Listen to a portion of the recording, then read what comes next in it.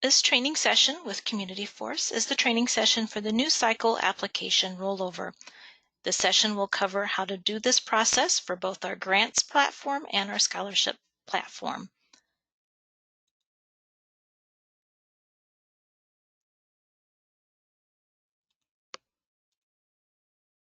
In this session, we will be talking about what rolls over in the rollover process, how to adjust your existing funding sources that were tied to the prior year's application process.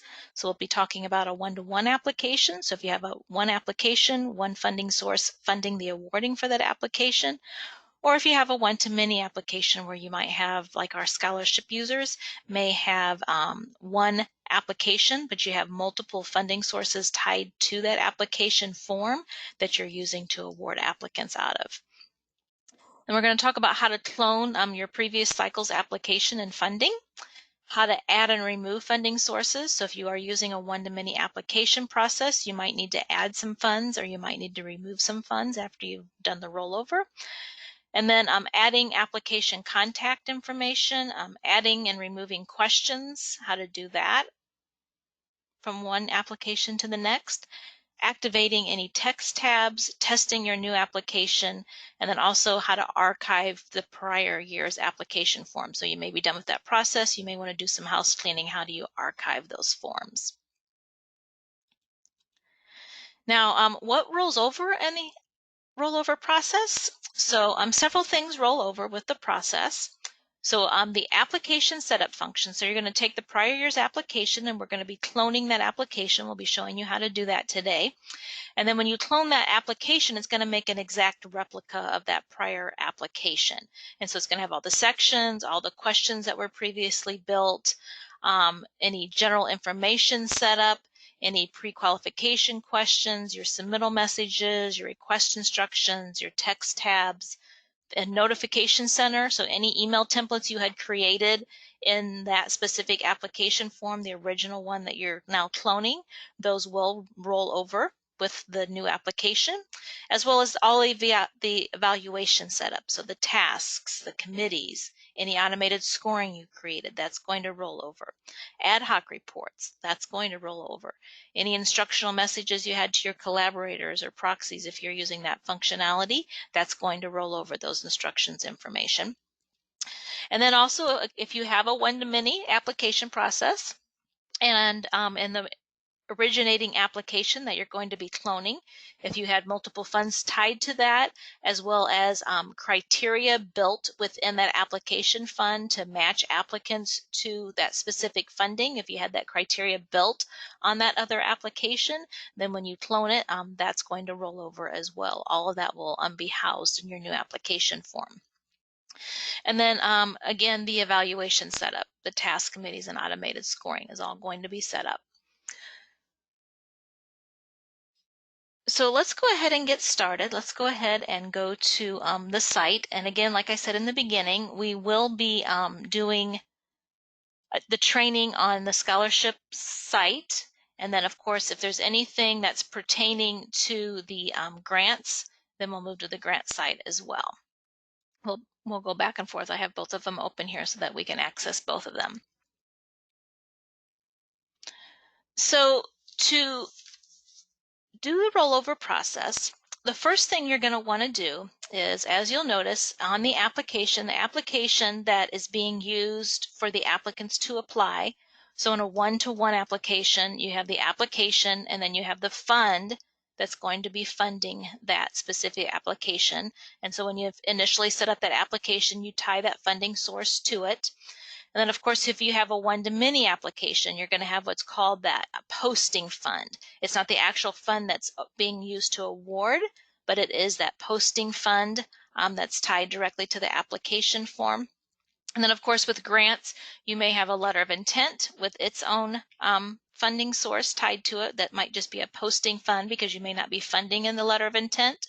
But then you also have your RFP grant form from that LOI that will be doing the funding. So the first step in the rollover process is, since each application has a direct fund tied to it, what you want to do is go to that fund from the prior year's application. So right now I have my older application here.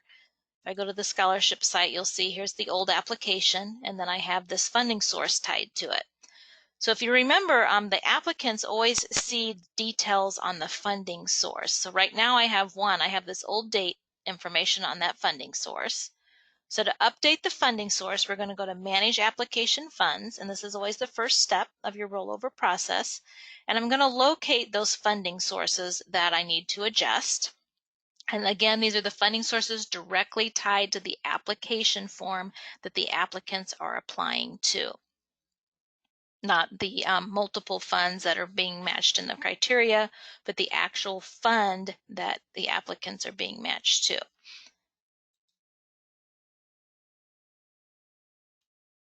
So once you come here to the Manage Application Funds, we're going to click on the Find the Funding Source, and then we're going to click on that funding source. So this is the one with the one fund.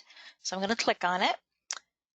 And of course, the first thing I'm going to do is I don't want the funding name to be 1718, so I'm going to go ahead and just come in here and I'm going to change this to my new period that I want it to be. And then over here, the associated application right now is the older application. I no longer want this application to be the one that the applicants are using to apply to this specific funding because I have a new period. So I'm going to remove this application form. But before I do that, just some words of caution. You do not want to remove the application from that funding until you've fully awarded all your applicants, meaning you've gone into the Manage Awards, and you've set up all the awards for your applicants. You don't want to do the rollover until you've done that. You don't want to roll this application to the new one until you've awarded all your applicants, because what will happen is this application will no longer be connected to this fund, and so when you try to award, it'll be blank because it's no longer connected if you try to award in this application. So you always want to make sure you've got the awarding process finished, meaning you've awarded the applicants and that portion has been done. Now, of course, the reports that come after, if you have like quarterly reports, I know our grant users have quarterly and annual reports, you may be starting another cycle. As long as you've awarded the applicants, then you're okay to go ahead and remove this because those sections will still be a part of the application. The applicants will still be able to access it. It's just that it will not allow you to do the monetary awarding of the site. So of course, to remove it, we're going to come here. We're just going to hit select because right now we don't have that new application. We're just kind of doing some house cleaning to get everything ready to accept the new application. And when we get to the cloning process, you'll see how that all connects. And then of course here, you're just going to put that in here. And of course, this is a one-to-one fund. So I can go ahead and leave that disconnected for now. We won't get into the budget figure yet. After you've cloned everything and you've connected the application and the cloning process, you can always come back here and enter the academic year. And then you'll want to make sure you're entering that monetary amount on the correct academic year. And that, again, that's the one-to-one fund. So that's how you do the one-to-one fund. And then, of course, if you're a grant user, you would do that on your letter of intent. You'd roll it. You would disconnect that fund. And then on the actual grant form that they've been approved to apply to, you would want to do the same. Disconnect that fund on that one as well. Because you're going to make two applications. You're going to clone the letter of intent, and you're also going to clone your grant application. So you're going to have new applications. So you do want to clear those and put those to select. And if you have a one-to-many application process, so this is a one-to-one fund, I've removed that select. After you've removed it, it's important to go in here and hit Save and Exit. Click OK. And it's going to say that funding source has been updated. And you can see now it has no application tied to it. And then I'm going to do the same here for the one-to-many. Now remember, on the one-to-many, you may have one application, but then you may have all these additional funds that are tied to that. Those don't have the application directly tied to it, so you don't have to do this step on those. You only have to do this step on the funding source that is that posting fund. So I'm going to click on this here, and I'm going to do the same. I'm going to change the fund name to 2020, 2021. And then here, I'm just going to change this to select. And now I'm going to come down, hit Save and Exit. And now I've got a clean slate for that posting fund to be able to accept a new application. So then how do we next then create the application? So to create the application, we're going to go back home here. And I have my application form from last year. You can see here, of course, it has no funding source tied to it anymore. I have those application forms. And so what I'm going to do is I'm going to make exact replicas. So this is the same step for the one-to-one fund as it is for the one-to-many. I'll do the one-to-one fund first. We'll clone it real quick, and then we'll do the one-to-many so that you can see how that functions, so that you can see how do I get all those funds moved over and all that criteria. So on the one-to-one fund, we're going to come up here. We're going to hit Clone Existing Application. And we're going to say what application do we wish to clone. I'm going to select that old application form that I want to clone. And then, of course, you can give it the new name.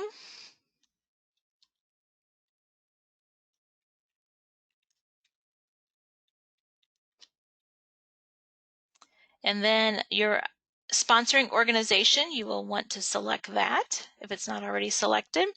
And then you'll notice when I've cloned this, it pulls over all the data from that prior application. So at this stage, it's crucial to think about things like your beginning application start date. That date you're going to want to have it start for the new application because you don't want them applying on it right now. So I'm just going to go in here and I'm going to change my date. And then your new deadline date, that's something you're going to want to make sure you set up and change for this new application because this is the new application. And then any other items that you may want to roll over if you're taking a monetary cost on your form and that form cost has changed, you will want to make changes. Enable pre-qualifications. Any of these settings, if it does not apply to the new cycle, you will at this is the stage where you want to make those adjustments. And then if there's no adjustments to make, then you can just keep going through and bypassing them. You don't need to set them because they're already preset. And then in your instructions here, if you have any typed dates, some of our clients have actually typed dates within this instruction page. So you want to make sure you get the correct dates because anything that you're cloning, you're using the old dates. So you're going to come in here and make sure that you update the instructions. And then once you're done, you hit Save and Exit. And then this is an important piece of the puzzle, the next screen that's going to open up. So remember we went into that fund and we cleared the slate. And so now we have a field here, and this is on the one-to-one. What's the associated fund? So since we've cleaned out that fund, we now can come here and tie it to this application form. So there's that fund that we rolled, we updated. I can select it. And now when I hit the Save Fund Details, it's going to attach that fund to this application form. So this one here, Select Associated Fund, that's the one that the applicants are going to be seeing and the one that they're going to be applying to. And then I'm going to hit Save Fund Details. You do not want to bypass this because if you bypass this, it will not link that fund and you will have to go into the Manage Application Funds and manually link it from the same process that we used when we removed it. So I'm going to hit Save Fund Details. And it's going to say the fund was associated successfully. So I'm going to say OK. And now when I come here, you're going to see I now have this fund, this application, and there's the fund tied to it. Okay, now let's show you the one-to-many process. So in the one-to-many process, I'm going to do the same. I'm going to clone the existing application. I'm going to select the template I want to clone. I'm going to give my new name.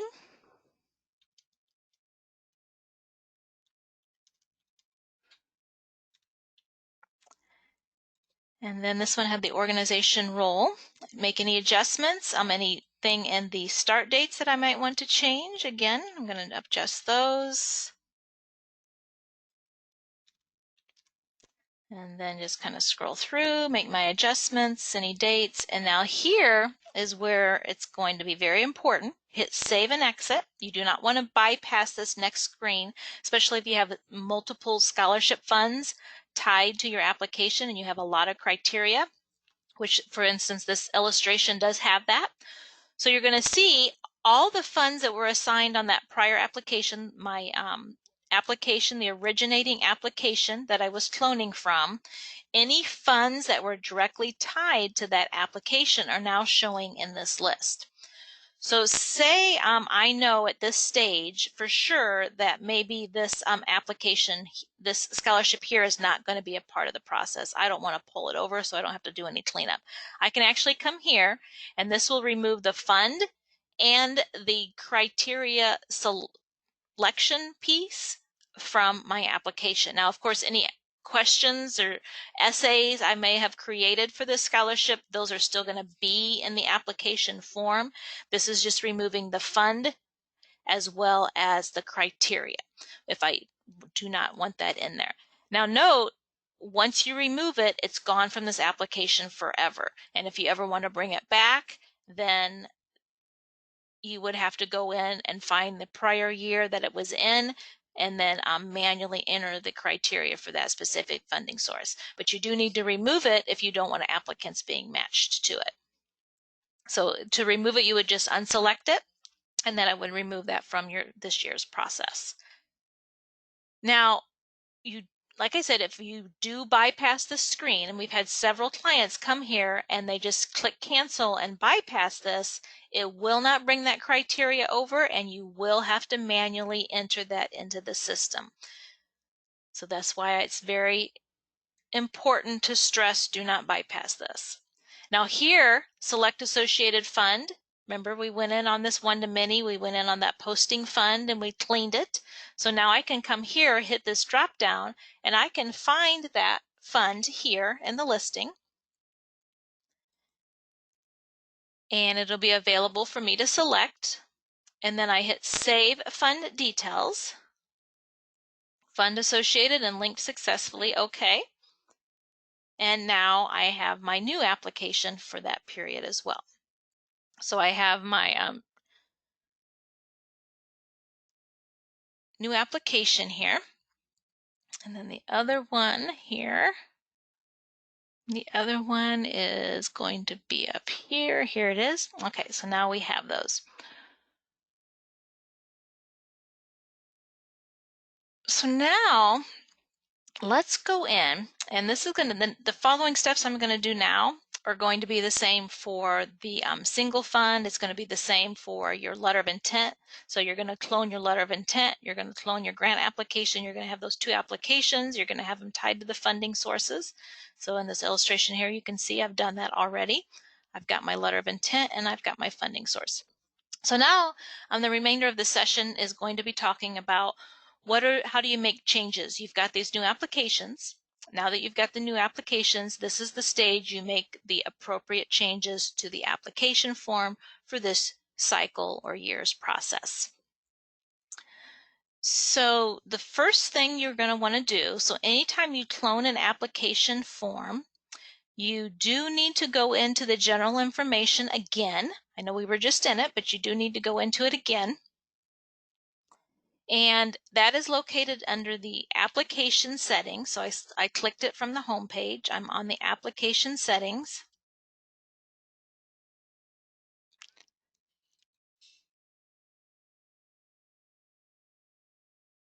And here is the general information screen. And the one thing you need to do is, one thing it doesn't clone is it does not clone that contact. Every time you create a new application, you do have to add the application contact.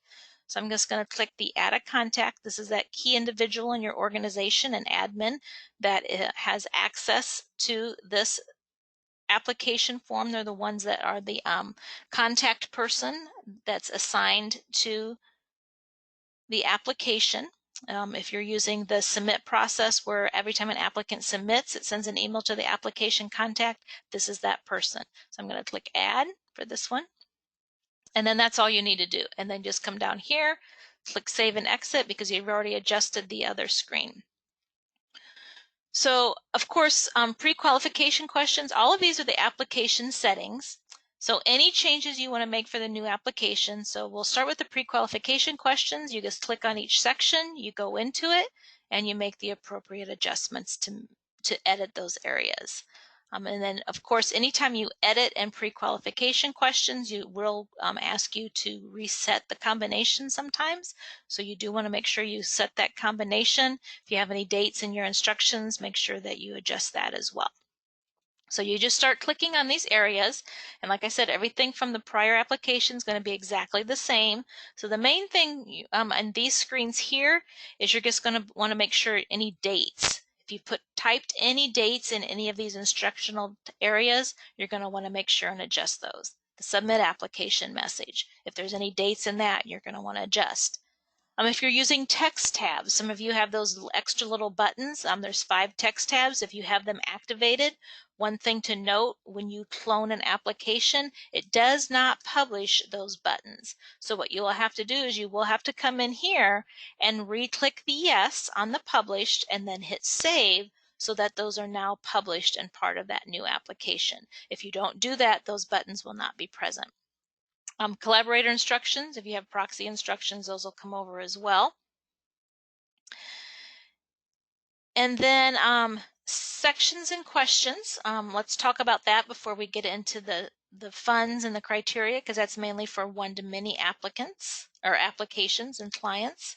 So sections and questions, just some key things that you're going to want to look at is anything in like your section names here, do not touch your XML, because that's how the system imports data from one year to a next, as well as if you're doing institutional multi-year reports, those global reports that are located up here, it will not be able to find the items if you change the XML name. So if there's a date in that XML name, you need to leave it alone and it has to stay there.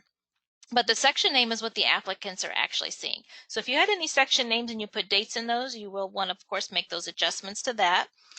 And then, of course, in the questions themselves, any questions that you may have in the question name that the applicant's seeing, same rule with the XML in the question. If there's a date in there, you have to leave it. That's it'll have to stay that way forever. But if you have a date in any of the names of the questions, you will need to click on that question and then go in and make the adjustments and remove that from this box up here.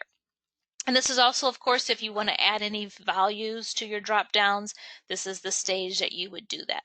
Any questions you would want to add, this is where you would do that in the sections and questions. And if you want to know how to build a question, then of course, building questions will, you can refer to the how to create an application form module or help guides in our knowledge base, and that'll help you get more information on that.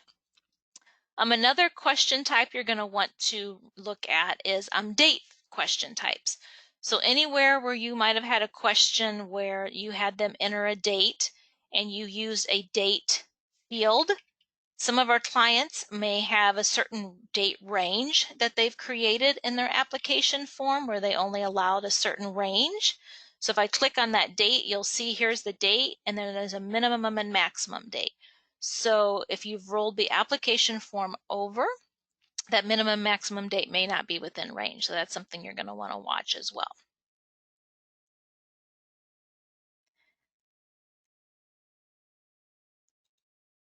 Something to make sure of when you're making adjustments is when you make adjustments on an application form, if you are deleting questions or removing questions, so if you're coming here and you're selecting it and you're hitting the delete, you want to use caution when you're deleting questions because, like in this instance, maybe I don't want my applicants to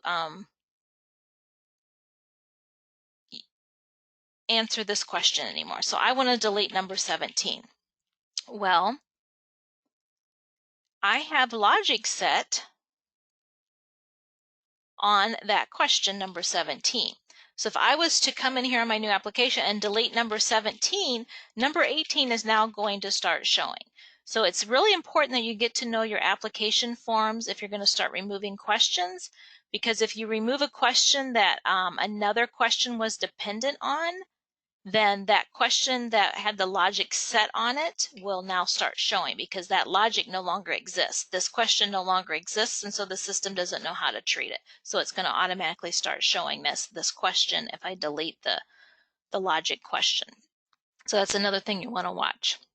Now, for grant users or anyone who has that two-step process application form where you're approving them maybe in one session, but then they are at one application and then they're going down to the second application. We have different clients that do this different ways. Some of our clients in their letter of intent, what they do is they have the letter of intent, and then within the letter of intent, once they've done the approval process, they have a special section that once they've been approved, they'll move the applicant to a specific status. When that applicant gets to a specific status, there'll be a section on their dashboard that then directs them to the application that they've been approved to apply to. Now, of course, you've cloned your applications at this stage, so you have your new letter of intent, but you also have that new grant application. When you cloned it, you cloned the old letter of intent, and that old letter of intent had the link to the old application. So what you need to do is go in, if you are using this question in your letter of intents or your two-step process, you need to go into that section on your new letter of intent, click on the question name. And remember, it's linking to an application, so when the applicant comes to that says click here to be directed to that application form, well, you want to make sure that when they click there, they get directed to the correct application form. So I'm going to come here, and then it says, what's the fund? I'm going to select that fund and make sure that that fund has now been tied to that. And then, of course, make any adjustments I want to. But you want to make sure it's pointing to the correct funding source, because that may have gotten removed when you cloned it, and so you want to make sure that you reconnect it so the system knows which one to choose to roll it, to connect it to, so that it directs them to the right one. And then, of course, make sure you hit save and exit, and then that'll be tied. So that's some of the key things you'll want to look at in regards to the actual building of the actual application form itself. Now, for those of you who have criteria on that one-to-many application, you'll notice on this one, at this stage, this assign application funds, maybe I want to add some funds. So if you notice when we did the cloning, those new funds aren't there because they weren't part of that old application. So the first step, of course, you would go into Manage Application Funds and add those funds to that site. And then once they were added, you can come in here to Assign Application Funds and then select them from here. Just select the name, and then you can pull it over and then hit save, and then that would now be a part of your new application process. And so then again, this is where all those funds are. And you can use this screen too if you wish to remove anything. You can always come here and remove them here as well. And then the fund criteria. So if I go to Manage Funds Criteria, you'll see in our illustration, of course, we've only got criteria set on 2 of them, but you'll see all those funds are here. And if there had been criteria set, all that criteria would have rolled over as well. And then, of course, here you can see if I hit View Eligibility Criteria, it's going to have that criteria pulled over and it'll be there and housed. And then, of course, if I want to make changes to this criteria, this is where I would do that as well. Now, if you have a one-to-many process and maybe you removed a scholarship, you will want to make sure you go back into the sections and questions. And if you had an essay or something like that that was used to appear, if that applicant was matched to that funding, you will want to make sure and do the cleanup for that.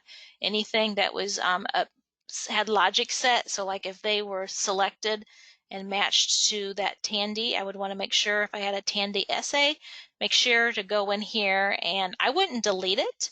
In those instances, if you may bring that scholarship back in the future, you might want to just come here, select it. I know this isn't the one that we were talking about, but you would select it, and then you can just come up here and hit exclude. And then the same applies with the logic. Of course, if I delete the question that has logic tied to it, then it would start causing those other questions to show. So you want to make sure if you're removing some items that were tied directly to that scholarship and set to appear if they were matched to that scholarship, then you will want to exclude them, but then you want to make sure that you get all of the questions that are part of that scenario. So like in this one, it would say, have you lettered in varsity? Do you wish to be considered? So they would have to say yes to this, but if this whole Braswell was not part of this new year's application process, I would just come here and select the whole section that applied to Braswell because that's the logic. And so you can see here, this is probably going to say something. Okay, exit. And then you would just come up here and then hit exclude, and then that would exclude them. And it's not going to delete them completely. They'll be there if you ever want to bring them back. And you would just do the opposite, select them and click include.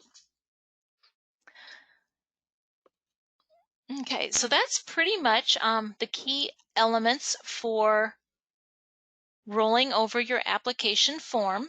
So you clean the actual posting fund, the fund that's directly tied to it that the applicants are using to apply for the funding.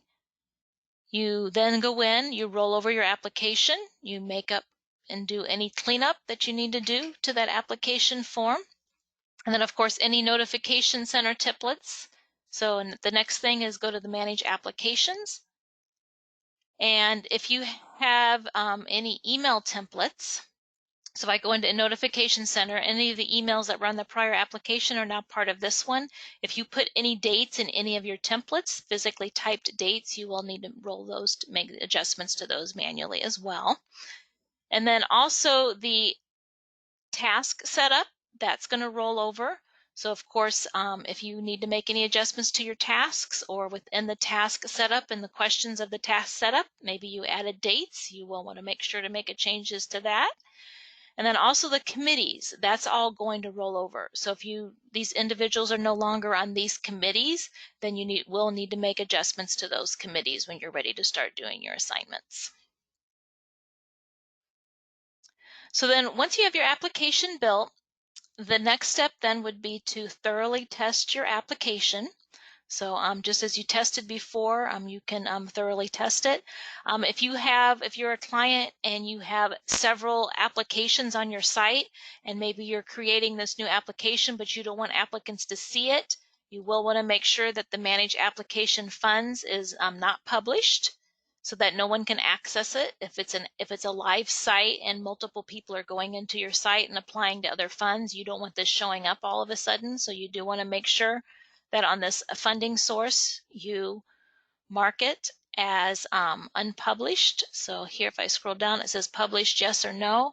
I would want to make sure that says no, so that I can test it, but applicants cannot see it. So if no one can get to it to apply, how can I test it? So I'll just quickly go over that. There is information on our knowledge base in regards to how to invite yourself to a private application process. There are some key function settings that go along with that, as well as some emails that go along with that. But we do have a functionality in our system. If I go back home here and I go to the application form, if an application is private, and private means it's unpublished, so we've unpublished that funding source, there is this application invitation. And you will have to have the start date within range in order to be able to invite yourself to that application. So the application and the general information, the begin date would have to be the current date.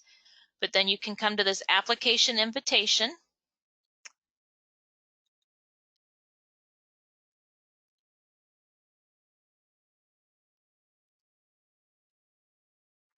And then when you come to the application invitation, if you have a test applicant profile, so you would want to do that, create a test applicant profile that you can use as an applicant, because you need to invite the applicant. You can't use your global admin. So you would want to create a test applicant profile, preferably one that is a active email account for you. But then you can come here, locate that, and then just come over here and then send an invite to yourself. And then in that invite would be a link to the application form. And then when you click that link, you would have to access the application through that link. Then you would have access to that. Or you also can go into the Manage Application Fund. And in the actual build of that fund is a link that you can click on at the very bottom here. And if it's a private one, only the ones that have this link can access it. And that would be this grant link right here. So you can copy this, put it into your browser, not the whole thing here, just the actual link. put it into your browser, and then select it. And then, of course, I selected one that was no longer available. But if there was one, then that details of that fund would appear. One thing you do want to make sure of, though, because if you select that and you're still logged in, you can only have one login occurrence at a time. So you will want to close your browser, clear your cache, go back into the browser, and then paste that link in and try to access it. So let me try to get one that's actually going to work here. So if I go here and I click the grant link here, just to kind of show you here. Whoops. See. Of course, I'm still logged in, so you'll see it's not gonna. Okay, so this apply would not be grayed out if I was if I had just the single occurrence, but then I can access it and click it and log into it. Okay. So that is how you roll over the application process. And then, of course, after you're done rolling everything over and you're ready to go live, you may decide that the prior application forms that are out here, so if I go home, you may have these other older application forms that are still out there. You're done with them. No one needs to apply to them. If you have annual reports or quarterly reports, you might not want to archive it yet until all those reports have been reported on, because when you archive it in the system, it's also going to archive it on the applicant side, and you may start getting phone calls where they are saying they can't find it. They do have the toggle where they can go active to archive. They do have this toggle, but they may not realize that they need to select that, and you may be getting several phone calls. But when you're ready to archive, you just locate the older funds. And let's see here. So if I go to the fund here, let me get out of here. I'm in the wrong screen. Let's go to this one here. Go home.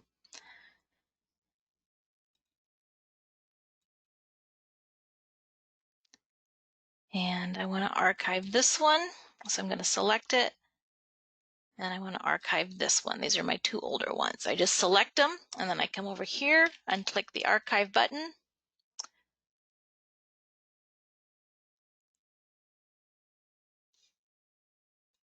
And then you'll notice they're no longer here on the active, but if I toggle and go to the archive, then you'll see they're now in the archive. And once they're archived, I still can access, like if I want to click in and maybe I want to see the applicants, I can still go in and work with those applicants if I want to. But of course, just remember that it is now archived, and if the applicants need to access it, that it will also be archived on them as well. So that's pretty much it. That's pretty much all the information on how to do your application rollover from year to year. So I thank you for your time and have a good day.